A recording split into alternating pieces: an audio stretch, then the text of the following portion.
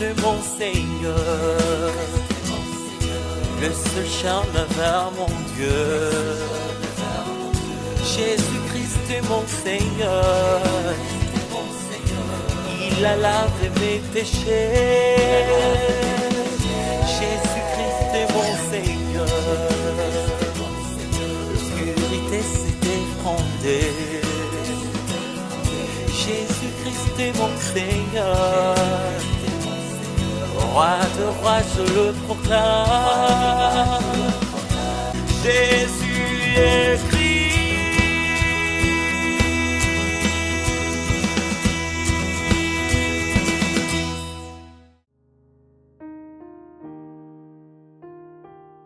Jésus est le Christ qui purifie les impurs. En les prouvant à lui et se jetant à genoux, lui dit en suppliant, « Si tu le veux, tu peux me rendre pur. » Rempli de compassion, Jésus tendit la main, le toucha et dit, « Je le veux, sois pur. » Aussitôt, la lèpre le quitta et il fut purifié. Marc chapitre 1, versets 40 à 42. Jésus a parcouru les villes de Galilée, prêchant, guérissant les personnes atteintes de diverses maladies et chassant les démons. Ainsi, des rumeurs au sujet de Jésus commencèrent à se répandre parmi de nombreuses personnes. Après avoir entendu des rumeurs au sujet de Jésus, on les prévint à les voir. Le lépreux s'agenouilla devant Jésus et suppliant sincèrement, « Jésus, si tu veux, tu peux me purifier. » À cette époque, les lépreux étaient considérés comme impurs. Ils ne pouvaient pas vivre avec d'autres personnes parce qu'ils souffraient de maladies. Les lépreux étaient séparés de leur famille et les lépreux vivaient ensemble. Quand quelqu'un s'approche d'eux, les lépreux disent « Je suis impur, je suis impur !» Ils doivent crier. Ainsi, si un lépreux allait à la vie et se présentait devant les gens, il pouvait être lapidé à mort. Mais ces lépreux, dont tous les corps étaient mutilés, étaient prêts à être lapidés à mort. Il s'approcha de Jésus, s'agenouilla et suppliant sincèrement. Quand Jésus les vit si désespérés, il fut rempli de compassion. Jésus étendit la main et toucha la main écrasée des lépreux et dit, « Je veux, sois pur. » Dès que Jésus a prononcé ces paroles, quelque chose d'étonnant s'est produit. La lèpre que personne ne pouvait guérir disparut et le lépreux fut complètement guéri. Jésus lui dit, « Ne dis cela à personne, mais va directement chez le prêtre et montre-lui ton corps pur. Et maintenant que vous êtes pur, offrez l'offrande que Moïse a commandée en témoignage pour eux. » Cependant, ce lépreux n'a pas fait ce que Jésus avait dit. Il était si heureux qu'il s'est rendu directement en ville et répandit la nouvelle que Jésus l'avait guéri.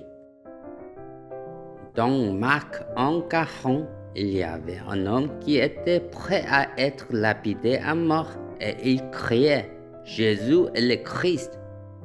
C'était un lépreux. À cette époque, si un lépreux quittait le lieu où les lépreux se ressemblaient et se présentait devant le peuple, il pouvait être lapidé à mort. Cependant, ce lépreux fut préparé à être lapidé, s'approchait de Jésus, s'agenouillait et suppliant, et a été complètement guéri.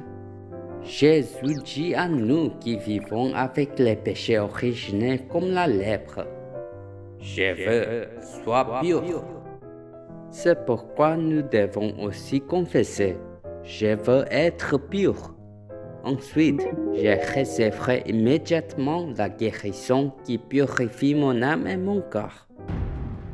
Ressentez la miséricorde et l'amour de Jésus-Christ qui a résolu tous mes problèmes par sa mort sur la croix du mont Calvaire. Maintenant, je vais faire une confession de foi.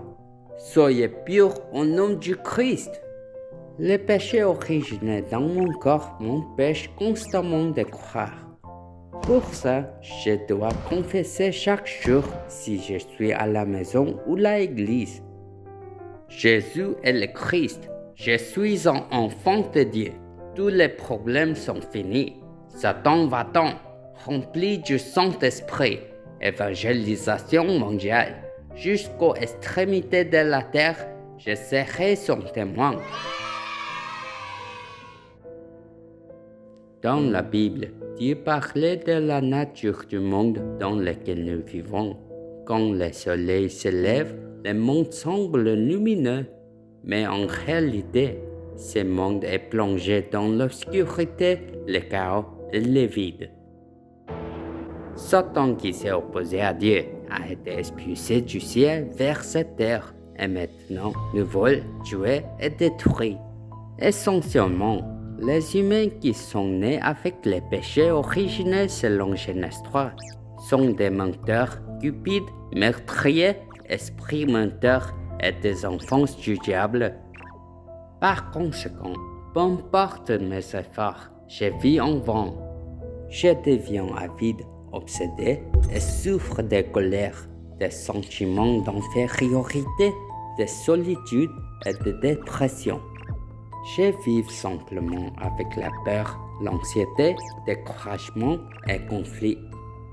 Donc, Dieu a ouvert le chemin du salut pour nous qui étions opprimés par le diable. Pour entrer dans ce chemin, nous devons connaître, croire et accepter avec précision Jésus-Christ, le Messie, la postérité de la femme de Genèse 3:15, qui a résolu tous nos problèmes.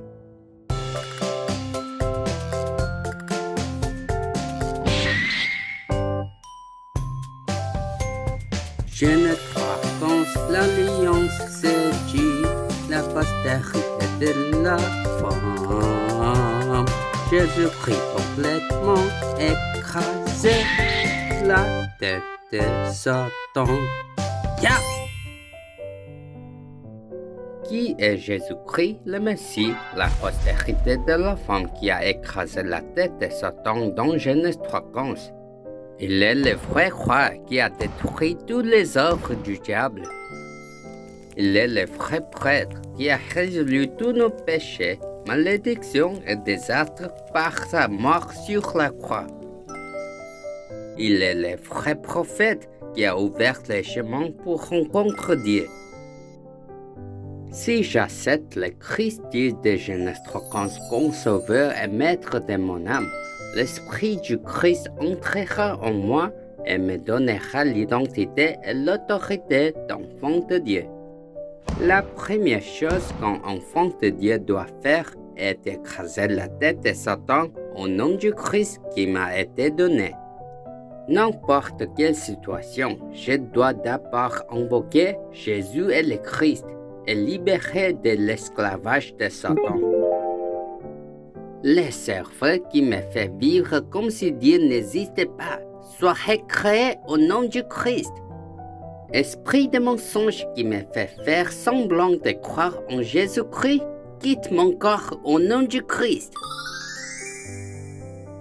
Si vous priez et regardez fermement l'alliance selon laquelle Jésus est le Christ, les puissances des ténèbres seront brisées et votre identité et autorité en tant qu'enfant de Dieu seront restaurées.